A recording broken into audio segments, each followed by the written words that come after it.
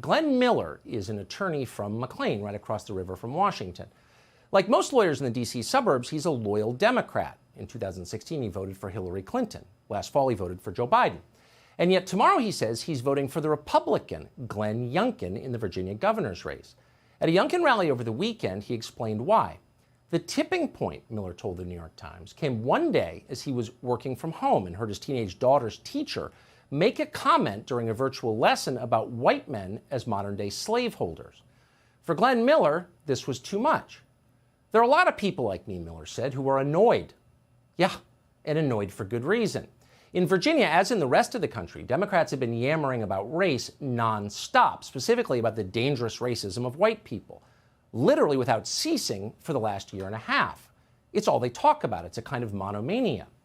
Not surprisingly, therefore, questions about race have dominated the Virginia governor's election.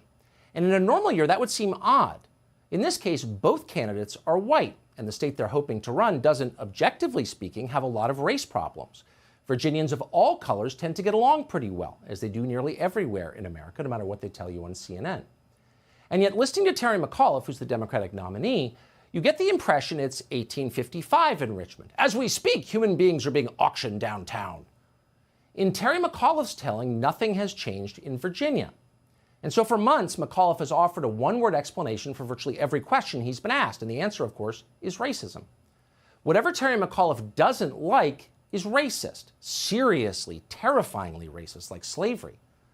On the other hand, whatever Terry McAuliffe does like, such as accumulating more personal power for himself, is by definition the answer to racism, in fact, the only answer.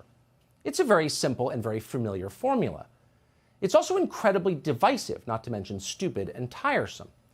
The question tomorrow is, are Virginia voters finally fed up with this garbage? Does the race card still work? Is there a single sane person who believes that white racism is the root of all of the state's problems? We're going to find out tomorrow. Polls suggest that McAuliffe is going to lose this race, and if he does, there's going to be an earthquake within the Democratic Party. Terry McAuliffe was the governor of Virginia just 4 years ago. Joe Biden won the state by 10 points last November. The most famous Democrats on the planet, from the sitting president, Joe Biden, to the former President Barack Obama, to Kamala Harris herself, have personally campaigned for Terry McAuliffe in the state of Virginia.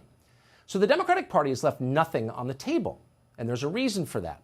Democrats understand this election is a referendum, not simply on an amoral sleazeball who wants to be the governor again for some reason, but a referendum on the performance of our entire leadership class, a referendum on them. It didn't have to be this way. If Terry McAuliffe had been wise enough to keep this race non-ideological, he would without question have won it. Widen the highways, fix 66, lower the car tax, shorten your commute to work, make Dulles Airport slightly less horrible. Who wouldn't vote for those things? But no. Instead of promising to improve the lives of the people who live in Virginia, McAuliffe instead found himself defending Joe Biden's lunatic, openly racist equity agenda, something that unless you're directly benefiting from it as a consultant, you probably hate. The equity agenda is rooted in hostility and hatred. It is immoral, and on some level, most people understand that perfectly well. And yet here was Terry McAuliffe live on television explaining that parents who insist on having a role in their own children's education must be white supremacists. People trust me on education, but it's at the forefront here in Virginia, as it now is in others. You see what's happening in Georgia and Florida, because they're talking about this critical race theory. And as I said before, and I'll say it again, it's never been taught in Virginia. And I really hate it because it's a racist dog whistle. Terry McAuliffe never recovered from that interview, and the polls showed it. And he didn't recover because what he said was a lie, and everyone with school-aged children in Virginia knew it was a lie. And if you're interested, take a look at the Virginia Department of Education's website right now. Quote, teachers must embrace theories such as critical race theory, settler colonialism, black feminism, disability, critical race studies, and other critical theories. That's from a book the state of Virginia recommends. That book goes on to instruct teachers to avoid phrases like work hard or be nice, because those are expressions of white settler colonialism. There are other examples of this. The Virginia Department of Education also promotes race hustler Ibram X. Kendi, formerly known as Henry Rogers. Kendi has gotten quite rich by inflaming the masochism of affluent white liberals, the people who love to be told they're powerful and naughty as they send their kids to private school.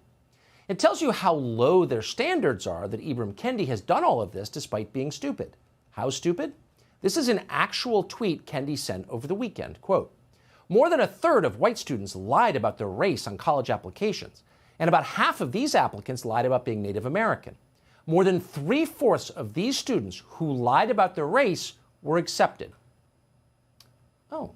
So in other words, Ibrahim X. Kendi is telling us America is such a white supremacist country that white kids can't even get into college without pretending not to be white. Right. So eventually, gears turning slowly, Kendi realized the tweet might not be helping his case, and so he deleted it. But the point remains, these are the people providing the education to children in Virginia. And if you live there, that's a problem, even if you're a Democrat. So no wonder Glenn Youngkin is winning. It's all too much. And yet, interestingly, weirdly, Terry McAuliffe has not corrected course. He has instead doubled down on this stuff, which again, no one really likes. At a campaign event just last night, McAuliffe told the crowd that he's identified the actual problem in Virginia schools, and you'll never guess what it is. It's too many white teachers. And we got to work hard to diversify our teacher base. 50% of our students are students of color. 80% of the teachers are white. Now, to his credit, McAuliffe's opponent, Glenn Youngkin, who has really improved with every day of this campaign, as people do sometimes in these campaigns, has called this kind of rhetoric for what it is. It's a racial attack. It's also an assault on the founding principles of the United States, which, to sum up, is the Christian belief that all people, regardless of their skin color, are equal before God.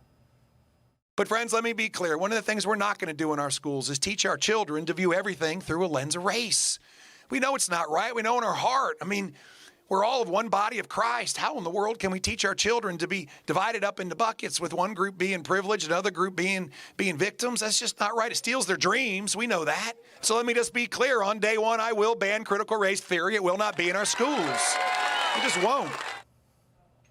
Well, exactly. Nicely put. I mean, these ideas aren't just annoying, they're poison, and they end with Rwanda, and anyone who thinks it through understands that. If you wanted to unite the country, which badly needs to be united, you would emphasize our equality of value. We may be different in many ways, and we are, but we are all worth the same, period. And anyone who doesn't believe that should not be within 100 yards of power ever. Unfortunately for the rest of us, the racial unity message, which we so badly need, does not get Democrats elected. So last week, Democrats in Virginia concocted yet another fake race hoax to make voters hate each other and increase their electoral advantage. Democratic political operatives posing as neo-Nazis showed up outside a Glenn Youngkin event carrying torches. They stayed long enough to be photographed by a credulous local reporter, and then Terry McAuliffe's campaign team circulated pictures of those alleged white supremacists claiming they were Youngkin supporters. He's a racist! Many members of the media did the same, of course. And then, within hours, the lie collapsed. And that's when we learned that the Lincoln Project was, or they said they were, behind this. Watch. You're getting crushed by people on the right as a dirty tactic. Do you stand behind what was done, and is that being what you guys say you oppose? No. Listen, every day I hear people pleading with the Lincoln Project to help show Democrats how to win, how to play hardball. You know, this is an example. So they've told us for 10 months that January 6th was a Nazi rally. There are Nazi rallies everywhere. It's a lie. There aren't. There aren't any Nazi rallies in this country, ever, because there's not that much racism in this country, because it's a really nice country. But they have to tell us that there are. And at this point, they had to make one up. So they staged a fake Nazi rally. So you have to ask yourself, who's spreading hate in America? Well, they are. And then you've got to wonder, under the current rules to which we're all subject, why is the Lincoln Project still on Twitter and Facebook? Has Bank of America closed its accounts on moral grounds, as they've done to so many people on the right? Are these creeps at the Lincoln Project, some of whom apparently covered for their child molester colleague, are they still allowed on PayPal and GoFundMe? Of course they are. Have their donors been doxxed and exposed and driven from their jobs and their homes? No. Some of their biggest donors include Hollywood film producer David Geffen. He's given them $500,000. Hollywood film producer Jeffrey Katzenberg has given him $100,000. Gordon Getty, son of oil tycoon J. Paul Getty, has donated $1 million to the Lincoln Project.